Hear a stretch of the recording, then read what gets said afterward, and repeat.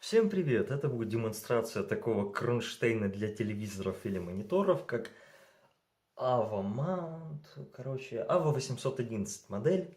Но в целом, вот такая вот коробочка идет, которая дезориентирует сама по себе. Здесь написано, в общем, максимальный стандарт веса 200 на 200. Здесь уже 75 на 75, 75 на 100 и 100 на 100. Ну ладно, это мы уже простим, неважно.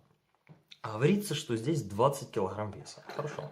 А так, здесь, кстати, заклеили наклейка от розетки.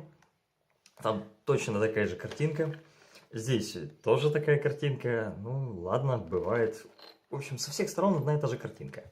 Сам кронштейн очень маленький, но, говорит, 20 килограмм выдержит. Но это на упаковке так написано. Вот такой вот кронштейн. Регулируется он наклон на 15 градусов.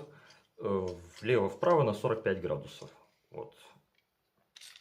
В одну сторону и во вторую. Очень полезная вещь, когда вы хотите что-нибудь на стену повесить. Но, как я понял, для начала нужно раскрутить вот эти 4.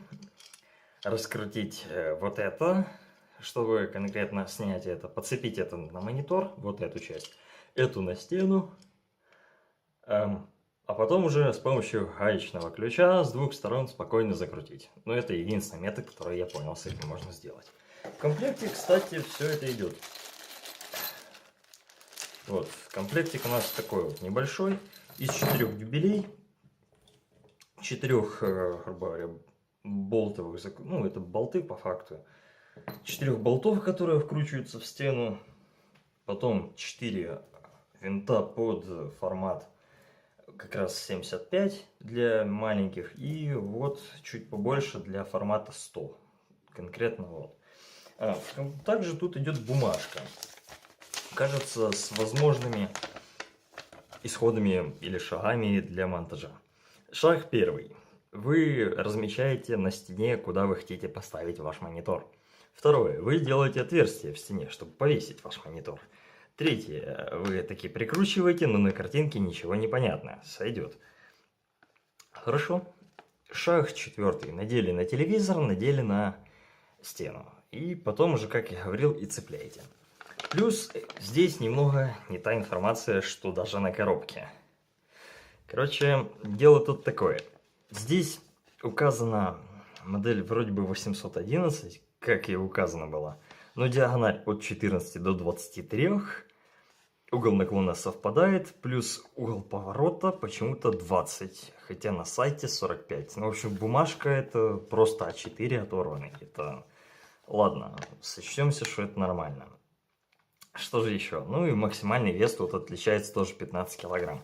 Все остальное только предупреждение и важно. Если вы не умеете пользоваться дрелью, пожалуйста, наймите мастера. В общем, я решил таки довериться этой бумажке, потому что, во-первых, здесь явно не 45 градусов, потому что от винта должно было бы хотя бы вот так вот уходить. Возможно, таки бумажка более правдивая, чем на упаковке написано, но я в этом не уверен. Плюс чуть-чуть вот так вот по болтам краска слезла. Но этого делать было не нужно, потому что оно чуть-чуть прижато, а значит, в теории оно не должно быть так прижато. Ну и должно быть. Короче, неважно. В общем, краска слезла. Это факт. Все остальное вроде бы хорошо. То, что я видел отзыв про то, что гнется голыми руками, я этого не вижу. Металл, похоже, прочная сталь. Гнуть руками его не получится. Разве что, если вы прям силач, как и есть. И у вас конкретная цель сломать этот кронштейн. Хотя я не вижу в этом смысла, ибо за него вы заплатили деньги. А так, вещь достаточно годная. Как-никак, ну, краска это мы переживем. Его основная цель – висеть на стене и держать ваш монитор. На этом все. Вот такая вот неплохая, как сказать, неплохой крепежик для вашего монитора или телевизора. Всем спасибо за просмотр. Подписывайтесь на канал, ставьте лайк и до следующих видео. Всем пока.